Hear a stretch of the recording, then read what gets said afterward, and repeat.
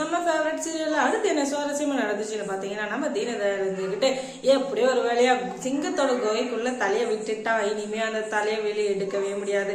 இவ்வளவு நல்லா அவன் ஆட்டம் போட்டு இருந்ததுக்கு அவன் போட்ட சீனுக்கெல்லாம் இப்ப சரியான பதிலடி கொடுக்க போற நம்மளோட விக்ரம். ஏன்னா அவன் போட்ட ஆட்டம் அந்த மாதிரி என்ன சீனை போட்டான், அவன் தொலை தாங்க நம்மளோட அந்த கொசுவை அடிச்சு ஒழிக்கிறான்ற அளவுக்கு பயங்கரமான சீனை போட்டான். ஆனா இதுக்கெல்லாம் சேர்த்து அவன் அனுபவிக்க போறான். ஏன்னா இவ்வளவு நாள் அவன் பண்ணது அவ்வளோ ஒரு டார்ச்சருங்க. இது எல்லாத்துக்கும் காரணம் அந்த முழு காரணம் மாயா தான். அந்த மாயாவையும் விடக்கூடாது, இவனையும் விடக்கூடாது அப்படின்னு சொல்லிட்டு பயங்கரமான ஒரு முடிவு எடுத்திருக்காரு நம்மளோட விக்ரம்.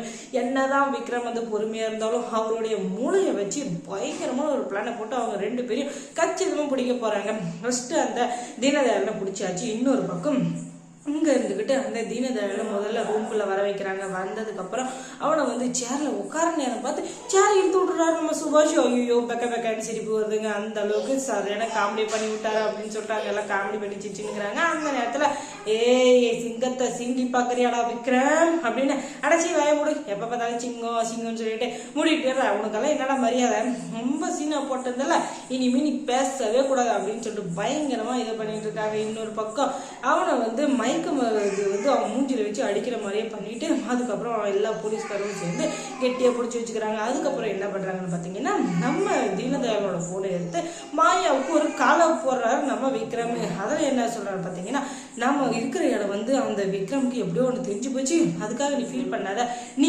நம்ம மீட் பண்ற லொக்கேஷன் மாத்திரு, அந்த இடத்த நீயே எனக்கு மெசேஜ் பண்ணிடு, ஏன்னா அவங்களுக்கு வர்றது உனக்கு தெரியணும் இல்லையா அப்படின்றதுக்காக தான் நான் நேர்லயே பேசுறேன், போன்ல பேசுறது எதுவும் சேஃப் இல்லை, ஏன்னா இப்ப அங்க ரெக்கார்ட் பண்றேன் இங்க ரெக்கார்ட் பண்றேன் அப்படி இப்படின்னு சொல்லிட்டு ஏதாச்சும் ஒரு இதுல நம்மளுக்கு மாட்டி விட்டா என்ன பண்றது சொல்லு, அதனாலதான் நம்ம கொஞ்சம் உஷாரா இருக்கணும், இல்லைன்னா அந்த ரெக்கார்டிங் காலுக்கு காலை பண்ணிட்டு அதுக்கப்புறம் நம்மளை பிடிச்சிட்டாங்கன்னா என்ன பண்றது அப்படின்னு சொல்லிட்டு தான் உஷாரா இருக்கானாமா.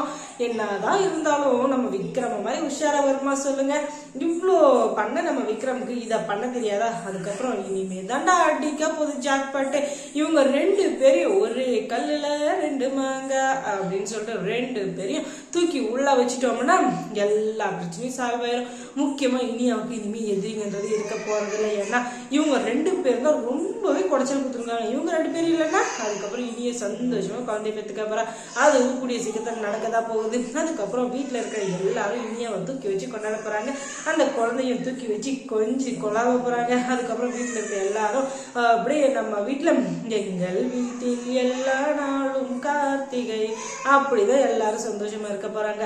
அதுக்கப்புறம் இனியா சீரியல்ல என்ன சுவாரஸ்யமா நடந்திருக்கும் நீங்க தெரிஞ்சுக்கணும்னா நம்ம சேனலை சப்ஸ்கிரைப் பண்ணுங்க. அதோட பக்கத்துல இருக்க அந்த பெல் ஐக்கானை கொஞ்சம் கிளிக் பண்ணி